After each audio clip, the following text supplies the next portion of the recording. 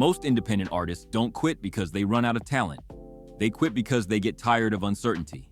At the beginning, everything feels possible. New ideas, new energy, new motivation. You're excited to release, excited to post, excited to tell people what you're working on. But after a while, the excitement fades and the questions start creeping in. Why isn't this moving faster? Why does it feel like everyone else is passing me? Why am I putting in so much work and still not seeing results? That moment is where most artists make the wrong decision. Not because they're weak, not because they're lazy, but because nobody prepares them for this stage. The middle of the journey doesn't look impressive. It doesn't come with applause. And it doesn't give you clear signals that you're on the right track. You're still working. You're still showing up. But the feedback is quieter. And when the feedback disappears, doubt gets louder. This is the part of the process most people don't talk about, because it's not exciting and it's not easy to explain. But this is also the part that separates artists who last from artists who fade out. This episode is about that phase, the quiet phase, the uncomfortable phase, the one that causes most independent artists to quit right before things start to make sense. There's a point where external validation starts to slow down. The likes level off. The streams plateau. The comments get quieter. And nothing dramatic happens to signal it. It just fades. At first, you tell yourself it's temporary. Maybe the algorithm is off. Maybe people are busy. Maybe the next release will hit different. But as time passes, that silence starts to feel heavier. This is where a lot of independent artists misread the situation. They assume the problem is effort, so they push harder. More posts, more releases, more promotion. But effort isn't always the issue. What's really happening is that the early stage excitement has worn off, and the work is asking for consistency instead of adrenaline. The beginning rewards momentum. The middle tests discipline. And discipline doesn't come with instant feedback. If you don't recognize this stage for what it is, it's easy to take the quiet personally. You start questioning whether the work matters at all, but most of the time, nothing is actually wrong. You've just reached the part where progress becomes less visible and more internal. That's where most people disappear.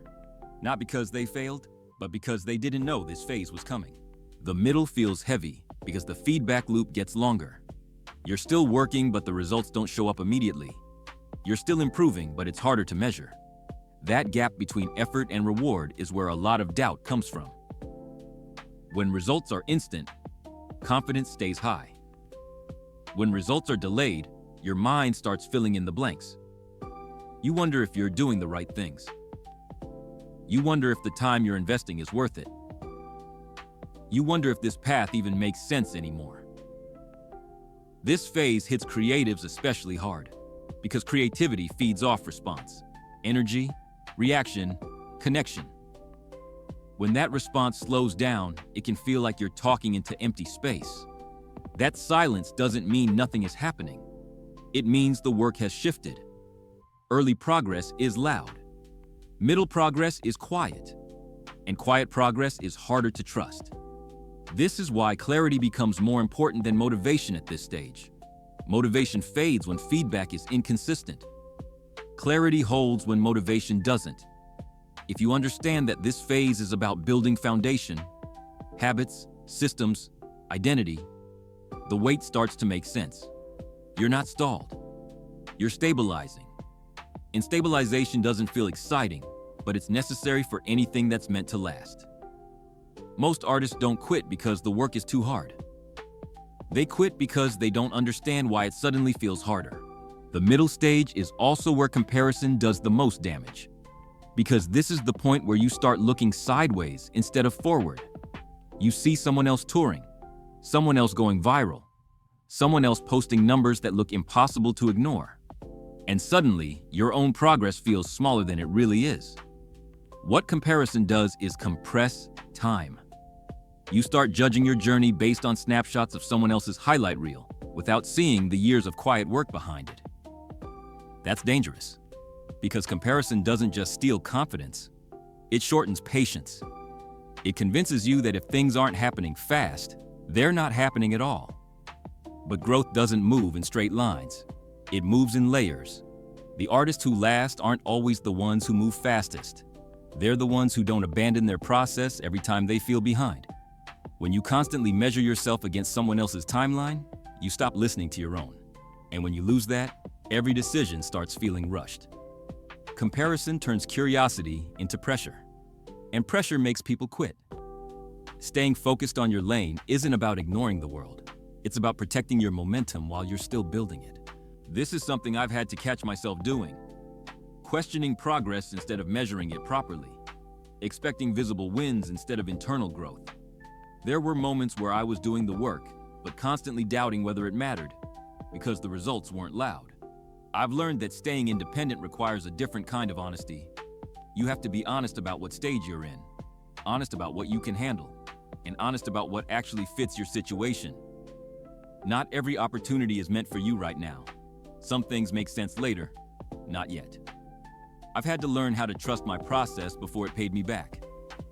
That doesn't mean ignoring reality or pretending everything is fine. It means understanding what progress looks like before it shows up externally. Quitting early doesn't protect you from uncertainty. It just guarantees you never see the return on the work you've already done. Staying doesn't mean forcing momentum. It means staying intentional long enough for clarity to compound. That's something most artists never give themselves time to develop.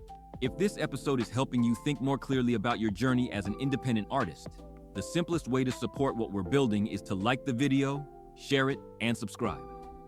That small action matters more than people realize. It tells the algorithm this conversation is worth spreading, and it helps this reach artists who are in the same stage you're in right now. And if you want to support beyond that, you can also grab merch at southentmusic.com. Everything there helps keep this series independent, consistent, and free from outside pressure. No hard sell. Just support if it feels right. Now, let's finish this out. Most independent artists don't need more motivation. They need more understanding. Understanding that progress isn't always loud. Understanding that growth doesn't always come with instant proof. And understanding that the middle stage is part of the process, not a sign to quit.